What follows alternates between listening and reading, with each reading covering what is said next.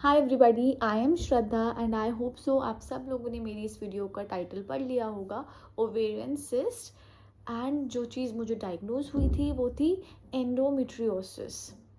हम सब लोग अपनी लाइफ में इतना बिजी होते हैं, अपने काम में इतना बिजी हो जाते हैं कि हम सब कुछ इग्नोर करते हैं। और मैं अपने एक्सपीरियंस शेयर करूँगी आज आप लोगों के साथ कि मेरी ये पूरी जर्नी कैसी थी, मेरा एंड में मेरी सर्जरी क्यों हुई, कितने टाइम से मुझे क्या था, कब से मेरी बॉडी मुझे सिग्नल्स दे रही थी, मैं इग्नोर करे जा रही थी क्योंकि मैं काम में बहुत बिजी थी। फिर मेरा एक नया स्टूडियो खुला, मैं उसकी इनॉग्रेशन में उसके काम में इतना बिजी हो गई कि मैंने अपनी हेल्थ को सेकंड प्रायोरिटी पे कर दिया एंड मैंने अपने काम को फर्स्ट प्रायोरिटी पे करा। That's why I ended up with so many scars on my abdomen, so much of pain and what not. So इस वीडियो में मैं आपको शुरू से लेके एंड तक सब कुछ अनकट अनफिल्टर बताऊंगी कि क्या क्या हुआ, कैसे हुआ, क्या सिम्टम्स थे।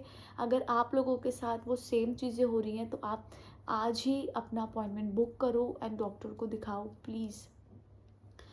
सो I start with the word periods. हम पीरियड्स की कभी बात ही नहीं करते। पीरियड्स अगर हमें होते हैं, ठीक है, दिस इज़ वेरी कॉमन कि हाँ पीरियड्स पेनफुल होते हैं, पीरियड्स में पेन होता है, बट एक सीवियर पेन होना, मतलब इतना ज़्यादा पेन होना जहाँ पे आप काम पे भी नहीं जा सकते हो, आप काम भी नहीं कर सकते हो, यू फील लाइक प्यूकिंग, आपको डायरिया हो गया है, या फिर आप फुल डे आप डिजीनेस में हो, आपको वर्टिगो हो रहा है, आपको चक्कर आ रहे हैं, आपको कुछ हो रहा है। मेरे साथ कुछ ऐसे ही हुआ जब से, मतलब मुझे पीरियड स्टार्ट हुए थे when I was in 7th class. तब तो बहुत नया नया था। उसके बाद जब 12th फॉर कॉलेज ये सब चीज़ें आई तो मुझे, जब मैं डाउन होती थी, मुझे पीरियड्स होते थे, मुझे बहुत ज़्यादा पेनफुल पीरियड्स होते थे, बहुत ज़्यादा पेनफुल। मतलब आप ये लगा लो पीरियड से 15 दिन पहले ही मुझे चक्कर आना शुरू हो जाता था। मुझे ऐसा लगता था आई विल फॉल डाउन, मेरी पूरी बैक में पेन होता था।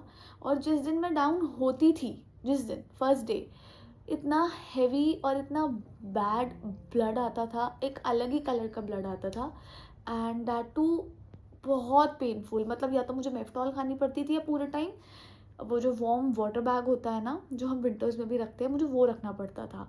और मेरे आसपास आजू बाजू वाले, मेरा हस्बैंड हो या फिर मेरी मम्मी हो, मेरे पापा हो, शादी से पहले सब ने इसको इतना नॉर्मलाइज किया कि अच्छा पीरियड्स ही तो हैं, पेन तो होगा होगा होगा। बट नहीं, ऐसा नहीं है, नहीं होता। पेन होता है बट इतना पेन नहीं होता।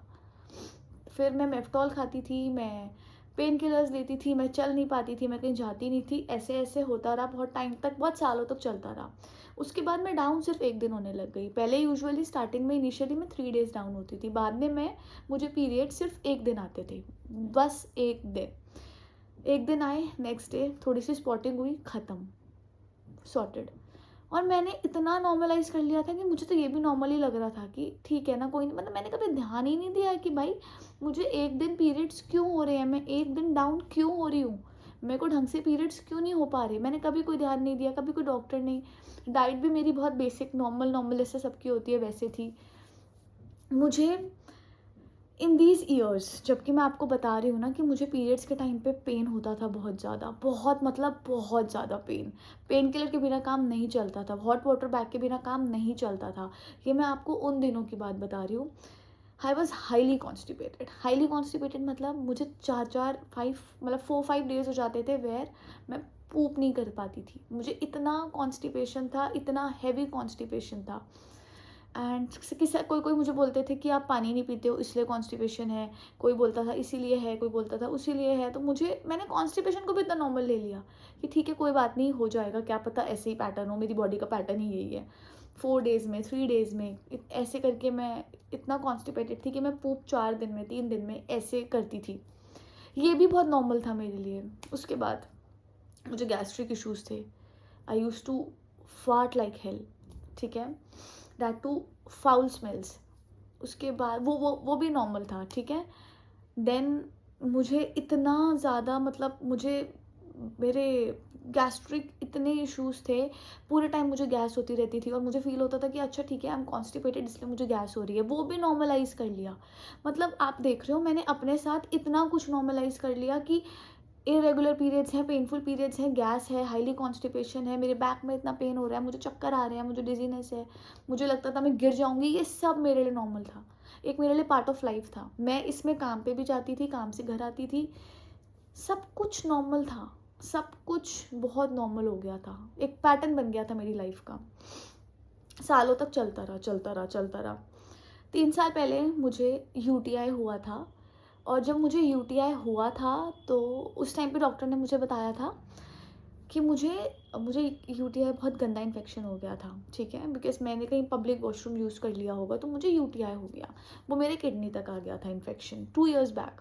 वहाँ पे मुझे पहली बार पता चला कि मुझे सिस्ट है, बट उस टाइम पे सिस्ट का साइज़ वॉज वेरी स्मॉल, कुछ 1 mm कुछ ऐसा कुछ थी, बहुत छोटी थी, मतलब डॉक्टर ने कहा था आप इसको ट्रीट करा लो, हो जाएगा, कि जब आप डाउन हो तो आप सेकेंड डे पे ट्रीट कराने आना और हम आपको इसकी मेडिसिन देंगे और ये एकदम क्योर हो जाएगा, ठीक है। मैं फिर से काम में, इतना मैं ठीक हो गई यूटीआई से, मैंने रिकवर कर लिया, मैं फिर से काम पे लग गई, मैं गई नहीं डॉक्टर के पास, सब कुछ चलता रहा चलता रहा चलता रहा। उसके बाद ये 2 साल की पहले की बात है। उसके बाद अब मैं बात करूँगी 2026 की। 2026 में ऐसा नहीं है मुझे 2025 में कोई सिम्टम्स नहीं थे, पूरा 2025 मुझे सिम्टम, फुल ऑफ सिम्टम्स था, बट वही है ना, एक पार्ट ऑफ लाइफ, हैबिट बन गया था, आदत बन चुकी थी। मुझे पेन बर्दाश्त करने की आदत हो गई थी, मुझे लगा पेन हो रहा है, नॉर्मल हो रहा है, कॉन्स्टिपेशन है, सब नॉर्मल है, बैक पेन है, सब नॉर्मल है, ठीक है। इतना ज़्यादा मुझे स्वेट आता था, वो भी नॉर्मल हो गया था, सब कुछ नॉर्मल कर लिया था मैंने अपने लिए, बिना किसी को बताए। ये तो मैंने किसी को बताई ही नहीं थी बातें। पीरियड्स तो इतने रेगुलर थे कि कभी कभी होते भी नहीं थे, और जब होते थे तो इतना पेन। उसके बाद 2026 की बात करूँगी, मुझे अप्रैल में इतना पेन हुआ एब्डोमेन में, कुछ खा नहीं पाती थी, मुझे, मेरा स्टमक इतना ब्लोटेड कि मेरा स्टमक इतना निकल चुका था जैसे 2 months प्रेग्नेंट लेडी का स्टमक होता है, इस टाइप का मुझे ब्लोटिंग हो गई थी, इस टाइप से मुझे, मेरा स्टमक इतना ज़्यादा हैवी हो चुका था, बिकॉज मुझे इतनी ब्लोटिंग थी, और ब्लोटिंग थी तो मुझे दिमाग में एक ही चीज़ थी, कॉन्स्टिपेशन है श्रद्धा, तुझे गैस हो रही है, गैस की वजह से है, ठीक है। आई वेंट, क्योंकि ये चीज़ मुझे पता था कि सिस्ट है मुझे, बिकॉज 2 साल पहले डायग्नोज हुई थी सिस्ट, बट बहुत छोटी थी। Then I went to some hospital, I won't name, ना मैं डॉक्टर का नाम लूँगी उनका। आई वेंट देयर, उनको मैंने दिखाया, उन्होंने मेरे कुछ टेस्ट कराए, उन्होंने मेरा TVS कराया, उन्होंने मेरा एक अल्ट्रासाउंड कराया एब्डोमेन में, उसमें मेरी वो जो 1 सेंटीमीटर की, 1 mm की सिस्ट थी, वो मेरी हो गई थी अप्रैल में 3 सेंटीमीटर की, वो 3 सेंटीमीटर्स की मेरी सिस्ट हो गई थी। उसके बाद, और उसके साथ साथ एक तो वो थी, एक 3 सेंटीमीटर की सिस्ट तो थी, उसके साथ साथ 2 सिस्ट और ग्रो हो गई थी, जो थी हेमोरेजिक सिस्ट। हेमोरेजिक सिस्ट होती हैं जिनके अंदर ब्लड भर जाता है, वो मेरी राइट ओवरीज में थी, ठीक है, अप्रैल में। एक 3 सेंटीमीटर की थी और 2 हेमोरेजिक सिस्ट थी राइट में। उस टाइम पे मेरी लेफ्ट ओवरी बिल्कुल ठीक थी, ये मेरी राइट ओवरी में सिस्ट थी, ठीक है। उस टाइम पे मैंने डॉक्टर को दिखाया, डॉक्टर ने मुझे कुछ मेडिसिन दी, मतलब सिस्ट से रिलेटेड एज सच कोई मेडिसिन नहीं दी, उन्होंने मुझे पीरियड्स की मेडिसिन दे दी। उन्होंने बोला 3 सेंटीमीटर की सिस्ट है, ये तो बहुत नॉर्मल है, बहुत नॉर्मल है, इसको तो हम ऑपरेट भी नहीं करते, हम 5 से नीचे ऑपरेट नहीं करते, ये बहुत नॉर्मल है, चला जाएगा, मतलब उन्होंने भी इतना नॉर्मलाइज कर दिया। उन्होंने मुझे बोला आपके हार्मोन्स इम्बैलेंस हैं, इसलिए ये सब हो रहा है, उन डॉक्टर ने, ठीक है। वहाँ से ये सब हुआ, उसके बाद मैं घर आ गई, मेरे सिम्टम्स फिर इतने ज़्यादा बढ़ गए, मैं ऑफिस में मैं अपने स्टूडियो में बैठ नहीं पाती थी, मुझे चक्कर आते थे, मैं कुछ भी खाती थी मुझे वॉमिटिंग होने लग गई थी, मतलब सिम्टम्स मेरे पीक पे आ चुके थे। बैक पेन मेरे को इतना होता था, मैं चल नहीं पाती थी, मेरी थाई स्वेल हो जाती थी, मेरी बैक इतना पेन करती थी, पीरियड्स तो पूछो ही मत। पीरियड्स में तो मुझे लगता था मैं खड़ी हुई और मैं गिरी, if I am walking straight तो मुझे लगता था रोड ऐसी जा रही है और मैं नीचे गिरूंगी अब, बिकॉज मुझे इस लेवल का पेन होने लग गया था। अभी अभी जून की बात कर रही हूँ, मैंने फिर से एक अल्ट्रासाउंड कराया, उन डॉक्टर को मैंने बताया ऐसा ऐसा है, उन्होंने मुझे बोला ठीक है let's repeat all the test, एक टेस्ट और करते हैं। ओ गॉड, उस टेस्ट का मैं आपको क्या बताऊँ, जब मैंने अपने टेस्ट रिपीट करवाए, मेरी सिस्ट इतनी बड़ी हो चुकी थी, इतनी बड़ी, the size of the cyst was so big, बहुत बड़ी सिस्ट हो चुकी थी। राइट ओवरी पूरी हैवी हो चुकी थी, पूरी बल्की हो चुकी थी, लेफ्ट ओवरी में भी सिस्ट आ गई थी, वो भी थोड़ी हैवी हो रही थी, लेफ्ट ओवरी भी। राइट में तो मेरी ओवरी का साइज 12 सेंटीमीटर्स हो गया था, उसके अंदर इतनी बड़ी बड़ी सिस्ट हो गई थी, जो एक ग्रेप साइज सिस्ट थी वो एक चीकू साइज सिस्ट हो गई, उसका साइज़ बढ़ गया, उसके साथ साथ जो हेमोरेजिक थी उसका भी साइज़ इतना बढ़ गया और उसमें फ्लूइड भर गया। मेरे राइट ओवरी में बहुत सारा फ्लूइड भर गया, मेरे यूट्रस में नंबर ऑफ चॉकलेट सिस्ट हो गए। ये सब कुछ हुआ, मेरी रिपोर्ट्स आई, मैंने उन्हीं डॉक्टर को मैसेज करा, बताया रिपोर्ट्स का। उन्होंने मुझे बोला MRI पेल्विस कराओ। And I don't know why मेरा उस टाइम पे उन डॉक्टर के मतलब उनके प्रोसीजर, उनके ट्रीटमेंट के साथ मेरा एक ट्रस्ट ब्रेक हो गया। मुझे लगा नहीं, अगर आप मुझे शायद पहले मेडिसिन दे देते 3 सेंटीमीटर पे ही, तो शायद ये यहाँ नहीं आता। हो सकता था ना, मतलब see I am not a doctor, ऐसा मुझे लगा। तो मैंने सेकेंड ओपिनियन लेने के लिए डॉक्टर अपनी चेंज करी। I went to Max Saket super speciality गई मैं, मैक्स साकेत में, ठीक है। वहाँ पे मैंने विजिट कंसल्ट किया doctor Neena, she is HOD principal director in gynae. Doctor Neena and doctor Sheena, trust me, वो दिन का दिन है और आज का दिन है। आई एम ब्लेस्ड कि मुझे वो डॉक्टर मिली। एक अच्छी डॉक्टर मिलना भी बहुत बड़ी बात है। मैंने उनको दिखाया, उन्होंने मुझे बताया कि कहाँ पे कैसे मेरी ओवरीज़ हैं, मेरी ओवरीज़ रप्चर हो सकती हैं, अगर मैं और डिले करूँगी तो हो सकता है ओवरी भी मुझे निकालनी पड़े बाहर, क्योंकि ओवरीज़ का साइज़ इतना बढ़ गया था कि वो मेरे यूट्रस में इतना प्रेशर आ रहा था कि अगर मैं पी भी, मतलब अगर मुझे पी की सेंसेशन भी थी तो मैं वो कंट्रोल नहीं कर पा रही थी, क्योंकि ओवरीज़ का साइज़ बहुत बड़ा था। मैंने डॉक्टर को दिखाया, फर्स्ट डे बता रही हूँ, जब डॉक्टर के पास गई ये सारी रिपोर्ट्स लेके, डॉक्टर ने मुझे और टेस्ट लिखे।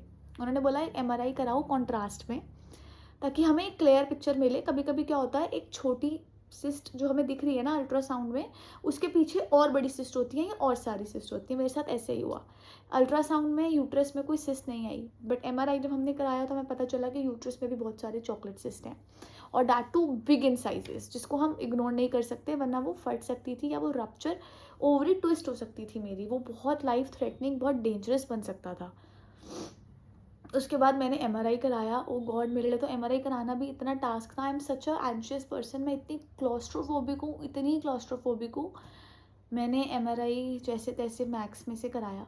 डॉक्टर की coordinator Mrs Annie, she was there beside me. मेरे को जब कैनुला लग रहा था MRI कॉन्ट्रास्ट का, शी वॉज स्टैंडिंग देयर। मैं जब MRI मशीन में जा रही थी, मैं 2 बार मशीन से बाहर आई क्योंकि मैं क्लॉस्ट्रोफोबिक थी।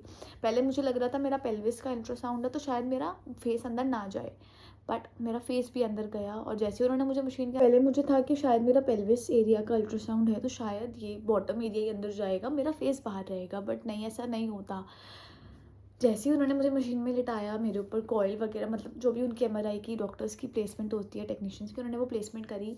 मेरे हाथ में कैनुला ऑलरेडी था उसके लिए। उसके बाद उन्होंने मुझे मशीन में डाला। जैसे ही अंदर जाने लगी मशीन, ऐसे स्टॉप स्टॉप, रुको रुको, बाहर निकालो बाहर निकालो, क्योंकि फेस अंदर, अब जो क्लॉस्ट्रोफोबिया वाले लोग होंगे वो समझ सकते हैं, जब आप अंदर हो, मशीन आपके यहाँ है, तो आप एक एंजाइटी हो जाती है आपको, आप ब्रीथ नहीं कर पाते हो। होता कुछ नहीं है, सब कुछ यहाँ होता है, बट अब मैं क्लॉस्ट्रोफोबिक थी तो मुझे प्रॉब्लम्स हो रही थी। तो मैं 2 बार बाहर आई, मैंने कहा मैं नहीं कर पाऊँगी, मुझसे नहीं होगा। देन मिसेस एनी, उन्होंने मुझे कन्विंस किया कि Shraddha listen, you are a strong girl, you are a strong girl, deep breath लो एक बार, हो जाएगा हो जाएगा। उन्होंने बोला अच्छा ठीक है, हम ऐसा करते हैं, एक बार आपको मशीन के अंदर लेके जाते हैं, आप बाहर नहीं आना, अगर आपको अनकंफर्टेबल लगेगा हम नहीं करेंगे, आई ट्रस्टेड हूँ। मैंने कहा चलो ठीक है, कूल। जैसे ही उन्होंने मुझे मशीन के अंदर, तो जैसे ही उन्होंने मुझे मशीन के अंदर हल्का हल्का हल्का भेजा, माई हेड वॉज, मतलब मेरा सर ऐसे पीछे था। And Mrs any the coordinator, the ma'am, she was standing here, ठीक है, वो यहाँ खड़ी थी, मेरा फेस ऐसे बाहर था और मैं उनसे कॉन्स्टेंटली बात करे जा रही थी। वो मुझसे मेरे नेल स्टूडियो, मेकअप स्टूडियो के बारे में, मतलब she was trying to divert my mind कि अच्छा आपको कितने क्लाइंट्स आते हैं, आपका स्टाफ कितने का है, आपको स्टूडियो कहाँ है, ये कहाँ है, वो कहाँ है, नेल्स कैसे होते हैं, क्या क्या टाइप्स होते हैं, ये सब उन्होंने मुझसे पूछा मेरा माइंड डाइवर्ट करने के लिए। I went inside the machine, 2 minute के लिए मैं एंशियस थी, मैंने कहा नहीं बाहर आना है। उन्होंने मुझे काउंसिल करा, पूरी टीम ने, MRI वाली, इन मैक्स ओनली। फिर उसके बाद मैं थोड़ा सेटल हुई, मैंने कहा चलो ठीक है, मैंने वो प्रोसीजर कराया। फिर उसके बाद उन्होंने मेरे लास्ट के 10 मिनट्स में कॉन्ट्रास्ट डाला, उन्होंने बोला बस हो गया। उन्होंने बहुत एडजस्ट किया, thank you to the entire team, MRI वाली भी मैक्स में, एंड नीना मैम की team, Sheena ma'am, Annie ma'am, everybody, thank you so much. सब ने मुझे इतना मेरे साथ एडजस्ट किया MRI में, तो MRI मेरा हो पाया। इससे पहले मैं 3 जगह और गई थी MRI कराने, वहाँ पे नहीं हो पाया, बिकॉज वहाँ का स्टाफ भी थोड़ा सा एडजस्ट नहीं कर रहा था, मतलब दे वर लाइक नहीं नहीं नहीं हो रहा, नहीं हो रहा, बाहर आओ बाहर आओ, मतलब एवरीबडी इज़ नॉट सेम। सो हुआ MRI, फाइनली हुआ। नेक्स्ट डे आती है MRI की रिपोर्ट्स 24 आवर्स के बाद। सो मेरी 24 आवर्स के बाद मेरी MRI की रिपोर्ट आई, उसमें और बड़ी सिस्ट आई, उसमें यूट्रस पे भी सिस्ट आया, यूट्रस में उसमें आया कि बहुत प्रेशर भर रहा है एंड मेरे चॉकलेट सिस्ट भी हो गई है और फ्लूइड बहुत सारा भर गया है, राइट ओवरी बहुत बल्की हो चुकी है, it can rupture any time, वो ट्विस्ट हो सकती है कभी भी। डॉक्टर ने मुझे इमीडिएट सर्जरी एडवाइस करी कि आप रोबोटिक सर्जरी कराओ, we need to take it out, why to keep it inside. I was shocked. एक तो सर्जरी, मैं इतना डरती हूँ इंजेक्शन से भी, मेरी सर्जरी होगी कैसे होगी, मैं ओटी से बाहर नहीं आई तो क्या, मैंने एनेस्थीसिया से उठी नहीं उठी, एक्चुअली यही सारे क्वेश्चंस थे मेरे मन में। मैंने डॉक्टर ने मुझे एक एक चीज़ एक्सप्लेन करी कि कितने मुझे स्टिचेस आएंगे, कहाँ से वो लोग होल करेंगे, कितने होल्स होंगे स्टमक पे, कैसे क्या होगा, होश कितनी देर बाद आएगा, उसके बाद उसके साइड इफ़ेक्ट्स क्या हो सकते हैं, मेरी रिकवरी में कितना टाइम, मेरा हॉस्पिटल का स्टे कितना होगा।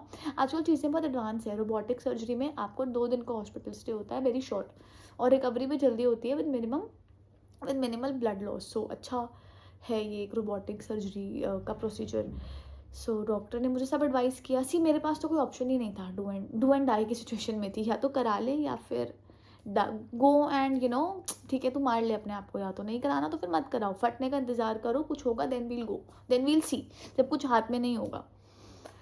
ठीक है, एवरीबडी वॉज देयर, मतलब सब मेरी फैमिली भी, एवरीबडी वॉज सेइंग नहीं सर्जरी इज़ ऑप्शन, सर्जरी के लिए। फिर मैंने, डॉक्टर ने मुझे एडमिशन एडवाइस करा, PSA टीम से मिलने के लिए बोला, मतलब वो प्री एनेस्थीसिया चेकअप होता है सर्जरी से पहले कि आपको कितना क्वांटिटी में एनेस्थीसिया देना है, क्या देना है, वो सारा मेरा चेकअप हुआ, मेरा ECG हुआ चेस्ट का, एक्सरे हुआ, OT क्लियरेंस आई मेरी सुबह 8 बजे की नेक्स्ट डे। ये मैं 12 जून की बात बता रही हूँ, मेरी सर्जरी थी 13 जून की, फिर OT क्लियरेंस हमें सुबह की मिली। मैंने पूरा एडमिशन प्रोसेस अपना फॉलो करवाया, मेरे को रात को 9 बजे के आसपास मुझे रूम अलॉट हुआ।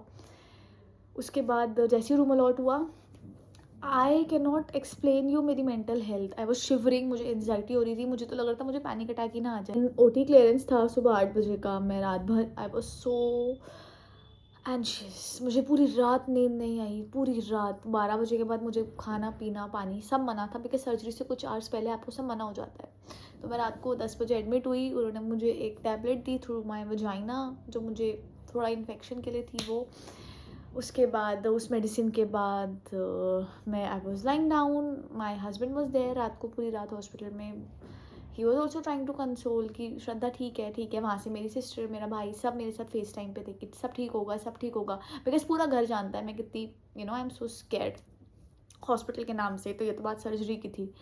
उसके बाद मुझे पूरी रात नींद नहीं आई, तो रात को 3 बजे के आसपास मैंने ChatGPT, आई मीन अपने आप को रोक रखा था कि नहीं श्रद्धा, ChatGPT गूगल नहीं करना, आपको पता है कितना दिमाग ख़राब करता है ChatGPT और गूगल करना। बट मी बीइंग मी, मैंने कर लिया रात को गूगल, मैंने अपनी पूरी सर्जरी डाली उसमें, रोबोटिक में क्या है, ओ गॉड। उसमें आया डैट वाइल द प्रोसीजर, वो आपके मुंह में एक पाइप डालते हैं to give you oxygen. Oh God, मैं वो सुनते ही तुरंत मैंने अपनी डॉक्टर को रात को 4 बजे टेक्स्ट करा कि डॉक्टर मैंने ऐसे पढ़ा है, ऐसा होगा। शी सेड यस, वो एक ऑक्सीजन है, नथिंग एल्स, नथिंग स्कैरी, वो आपको ब्रीदिंग में हेल्प करता है, इसीलिए हम लगाते हैं और आपको पता भी नहीं चलेगा। जब आप एनेस्थीसिया के अंदर होगे, हम उस टाइम पे वो इंसर्ट करेंगे और आपके उठने से पहले ही निकाल देंगे। Me being me, I was very scared कि डॉक्टर मेरे उठने से पहले ही निकाल देना, मुझे पता ना लगे, मेरे गले में ना पता चले, ये ना हो वो ना हो वो ना हो। डॉक्टर ने मुझे एक ही बात बोली, Shraddha relax, sleep, you need good sleep for a good recovery, सो जाओ अभी। बट श्रद्धा बीइंग श्रद्धा, मुझे पूरी रात नींद नहीं आई, मैं टक टक टक टक फ़ोन पे लगी रही, करती रही, अपने आप को समझाती रही अच्छा होगा। बहुत सारे थॉट्स आते हैं सर्जरी के बाद, नहीं उठी तो, रिकवरी नहीं हुई तो, पोस्ट रिकवरी फेल हो गई, ये इन्फेक्शन वो इन्फेक्शन हुआ तो क्या होगा, कैसे होगा, बहुत कुछ होता है। ठीक है, उसके बाद चीज़ें हुई।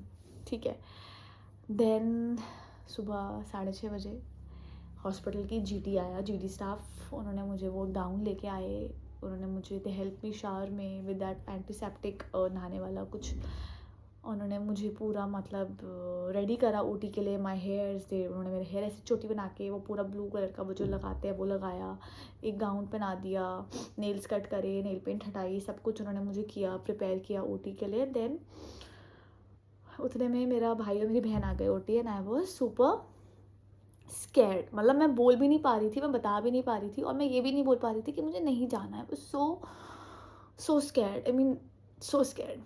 उसके बाद मेरे मम्मी पापा भी आए नहीं थे, वो आ रहे थे। सो मैंने उनको बोला कि मेरे पेरेंट्स आए नहीं हैं, दे विल कम, और जब वो आएंगे तब मैं ओटी जाऊँगी। गॉड सॉरी,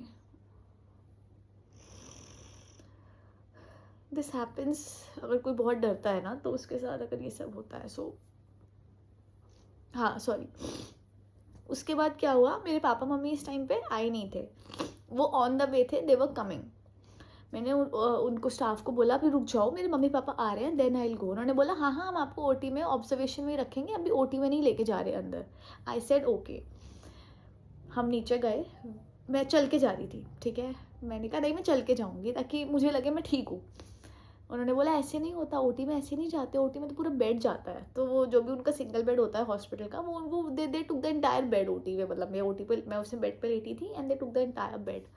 ठीक है, I went down stairs OT तक। ओटी का दरवाज़ा ऐसे ऑपरेशन थिएटर, ओ गॉड, अंदर से धक धक हो रहा था।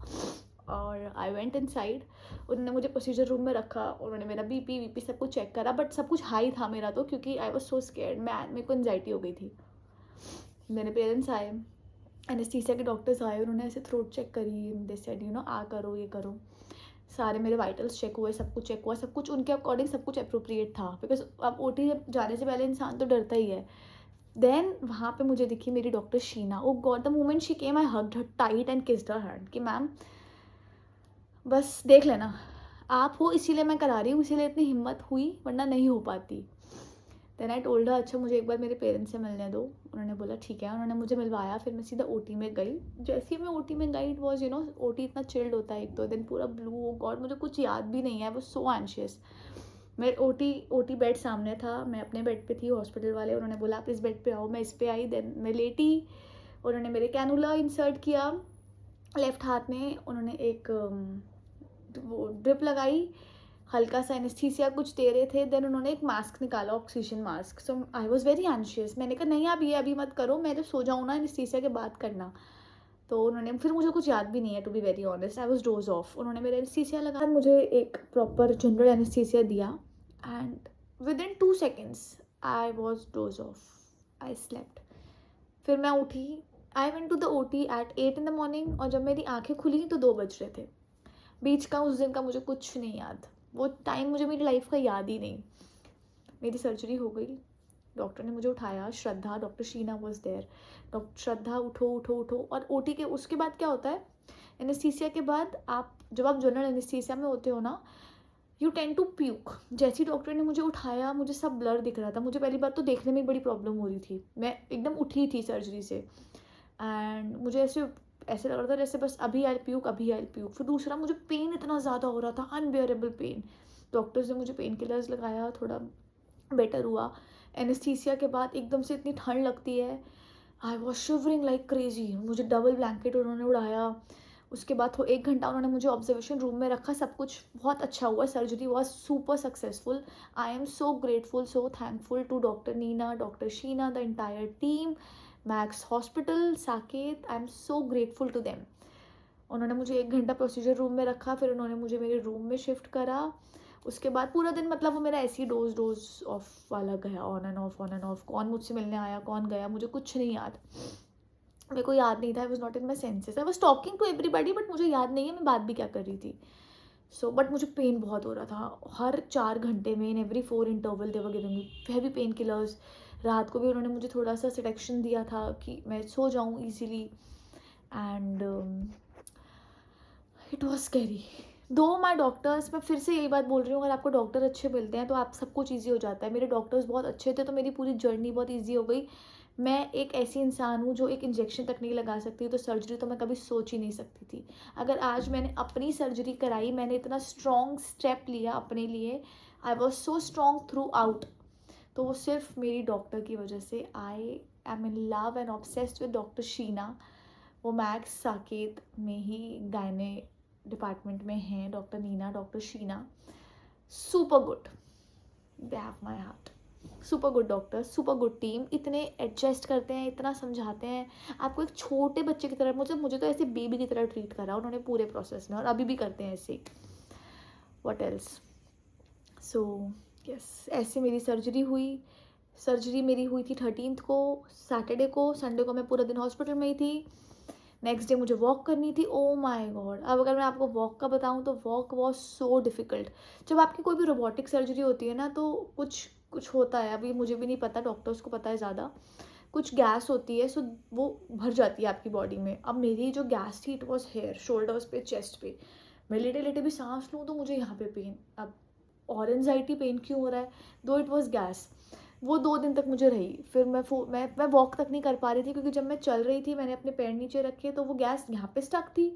वो शार्प पेन, पिन वाला पेन कर रही थी। मैं लेट वॉक ही नहीं कर पाई, मैं बार बार आके बेड में लेट रही थी। जैसे ही वॉक की ट्राई करूँ, ये पेन बहुत स्टार्ट हो रहा था, शोल्डर्स पे पेन आ रहा था, मैं वॉक नहीं कर पाई। फिर आया मंडे, मेरा कैथेड्रल वगैरह सब कुछ हटा, निकला, सारी पाइप सब कुछ हटी। मंडे को मेरा डिस्चार्ज डे था, मुझे घर आना था और मैंने वॉक नहीं की थी इतनी। ओ गॉड, जब मैंने वॉक करके मैं घर आई, पूरी गाड़ी में आई वॉज सो रेस्टलेस, यहाँ पे पेन, यहाँ पे पेन, बिकॉज वो एक गैस थी, वो यहाँ पे थी। The moment I came home, मतलब एक वॉक भी इतनी भारी, मेरी बॉडी पहले जैसी नहीं हो सकती अब मुझे लग रहा है। जो मैं उस सर्जरी से पहले थी और अब में बहुत फ़र्क है। चलने में बहुत फ़र्क है, एक हैवीनेस है एब्डोमेन में। दो आई फील वेरी लाइट कि वो सिस्ट जितना भी सब कुछ था वो निकल गई मेरा। और हाँ, मेरा कॉन्स्टिपेशन बिल्कुल क्लियर हो गया, बिल्कुल क्लियर। द डे हॉस्पिटल से मैं आई हूँ घर और आज तक I am pooping well, pooping daily. मेरा constipation all clear. My recovery is also going good. अब मेरे स्टिचेस भी डिजॉल्व हो गए हैं। टुडे इज़ 24 जून जब मैं ये वीडियो रिकॉर्ड कर रही हूँ। मेरी सर्जरी को काफ़ी दिन हो गए, सर्जरी 13 जून को हुई थी। सो अब बहुत दिन हो गए। The surgery was good, process was good, procedure everything, team, doctor सब बहुत अच्छे थे। सो बेसिकली मेरा जो मतलब था ये वीडियो रिकॉर्ड करके आप लोगों को पूरा अपना एक्सपीरियंस बताने का, वो ये था कि गर्ल्स प्लीज़ अपने सिम्टम्स इग्नोर मत करो। अगर पीरियड्स में बहुत पेन हो रहा है तो डॉक्टर को दिखाओ, इरेगुलर है डॉक्टर को दिखाओ। While having intercourse, if you are having pain like during the process और आफ्टर, डॉक्टर को दिखाओ। कॉन्स्टिपेटेड हो, बॉवल इश्यूज़ हैं, गैस्ट्रिक इश्यूज़ हैं, जो मर्जी इश्यूज़ हो आपको, आप डॉक्टर के पास जाओ प्लीज़। खुद डॉक्टर मत बनो। मैंने मतलब इस सर्जरी वर्जरी से पहले ना, जून से पहले मैंने बहुत सारे गैस्ट्रिक डॉक्टर्स को भी कंसल्ट करा, बट कोई हेल्प ही नहीं हुआ, क्योंकि मेन कॉज तो सिस्ट थी ना, इसीलिए। सो दिस वॉज माई जर्नी। मैंने ऐसे अपनी सर्जरी कराई। मैं अभी पिक्चर्स यहाँ पे अटैच करूँगी, आप देखना इस वीडियो के बाद। इतनी बड़ी ओवरी हो गई थी मेरी सिस्ट के साथ, वो सब निकली। देन उन्होंने सूचर किया मेरी ओवरी को, उन्होंने रिपेयर किया। डॉक्टर ने बोला था, doctor was not in the favour of taking out the ovary as I am very young. So doctor ने बोला कि we'll try to preserve it, and उन्होंने बोला तो उन्होंने किया, they did. They saved my both the ovaries. Now I have 2 healthy ovaries inside me. Cyst बाहर आ गया, सारा फ्लूइड उन्होंने बाहर निकाल दिया, उन्होंने मेरी ओवरीज प्रिजर्व करी वाइल हैविंग।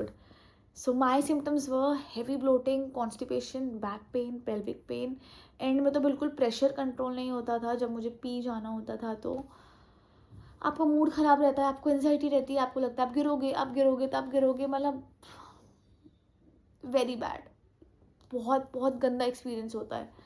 आप प्लीज़ इसको दिखाओ। और पीरियड्स को बिल्कुल सीरियसली नहीं लेते, पता नहीं क्यों नहीं लेते, लेना चाहिए। So this was my surgery. अगर आप लोगों को कुछ भी मुझे डाउट हो, मेरे कुछ भी मुझसे पूछना हो, आप लोगों की सर्जरी होने वाली हो, आप लोग एंशियस हो, मेरी तरह डर रहे हो, आप मुझे इंस्टा पे भी डीएम कर सकते हो, या आप मुझे कमेंट सेक्शन में भी कुछ भी लिख सकते हो। I will try to help each one of you. मुझे पता है जो सर्जरी पे जाता है उस पर क्या बीतती है, उसको कितने क्वेश्चंस होते हैं। I am not a doctor, but I will try to calm you down अपने एक्सपीरियंस के साथ। So yes, so this was my entire journey. अभी मैं अपने स्टूडियो भी नहीं जा पा रही, क्योंकि मेरी बॉडी सेम नहीं है। मेरी बॉडी को अभी बहुत रेस्ट चाहिए। ज़्यादा वॉक करती हूँ तो थक जाती हूँ, पेन होने लग जाता है एब्डोमेन में, हैवीनेस लगने लग जाती है। मेडिकेशंस चल रही हैं अभी मेरे, मल्टीविटामिन, वाइटामिन, बहुत सारी मेडिसिन मेरी। ऑल्सो इस पूरे प्रोसेस में ऑपरेशन वाले डॉक्टर ने जो भी कुछ निकाला था अंदर से, बायोप्सी के लिए भेजा था, बिकॉज वो सर्जरी के बाद भेजते ही हैं। Everything came out good, nothing, no cancerous, nothing, ऐसा कुछ कैंसर वैंसर वाला नहीं है। इट वॉज जस्ट सिस्ट जो निकल गई। I am grateful for that.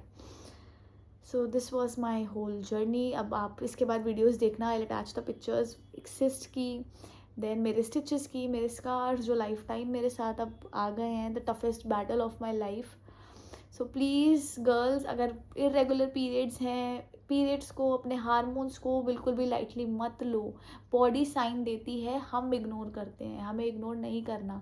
Please आज ही अपना फ़ोन उठाओ, अपॉइंटमेंट बुक करो, डॉक्टर को दिखाओ। क्या होगा ज़्यादा से ज़्यादा, मेडिकेशन स्टार्ट हो जाएगी, डॉक्टर बोल देगी आप बिल्कुल ठीक हो, या बोल देगी आप नहीं हो। यही होगा ना, बट एटलीस्ट आपकी लाइफ तो बचेगी ना, आप सर्जरी से तो बचोगे ना। सर्जरी ईजी नहीं होती, सर्जरी एनेस्थीसिया में कराना आसान है, बट उसकी जो रिकवरी है बहुत मुश्किल है। प्लीज़ अपनी हेल्थ को seriously low. I don't know why इस चीज़ के बारे में कोई अवेयरनेस ही नहीं है, कोई बात ही नहीं करता इस चीज़ के बारे में। ये चीज़ सिस्ट आजकल सब बोल देते हैं कॉमन है, क्यों कॉमन है और इससे क्या होता है? So it is very scary. So please take care of your health everybody, and thank you for watching it. मैंने आपके साथ अपनी जर्नी शेयर करी, ताकि अगर आप लोग मेरी तरह गो थ्रू कर रहे हो बहुत सालों से इस चीज़ से, तो प्लीज़ आज अपने आप को दिखाओ, क्योंकि आपकी बॉडी को ट्रीटमेंट की ज़रूरत है, आपकी बॉडी को मेडिकेशन से एक अच्छे डॉक्टर की ज़रूरत है। मत खेलो अपनी लाइफ अपनी बॉडी के साथ, प्लीज़ ट्रीट करो उसको। So thank you so much.